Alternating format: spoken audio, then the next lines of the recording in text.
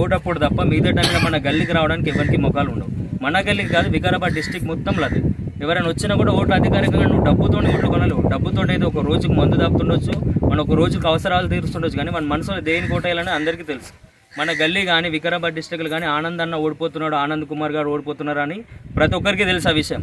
అయినా కూడా నువ్వు రాత్రిలో ఎవరెవరినో దింపేసి ఫామ్ హౌస్లలో డబ్బులు ఇచ్చినంత మాత్రాన ఎవ్వడో ఇక్కడ కాంగ్రెస్ పార్టీ మీకు లొంగడు. కాంగ్రెస్ పార్టీ ఈసారి ప్రసన్న కుమార్ గారికి భారీ మెజారిటీ తోటి గెలిపించే బాధ్యత మాది. ఇక్కడ మేము ప్రతి ఒక్కరం ఏంటంటే బిజినెస్లు వదులుకొని, మా వ్యాపారాలు వదులుకొని అన్నీ వదిలేసుకొని గత సంవత్సరం నుంచి ప్రసన్న గారి కోసం గ్రౌండ్ వర్క్ చేస్తున్నాం. ప్రసన్న గారి కోసం ఎంత అహర్నిశలు కష్టపడుతున్నాం. ఎందుకంటే ప్రసన్న గారు గెలిస్తే మన ప్రతి ఒక్కరి జీవితాలు బాగుపడతాయి.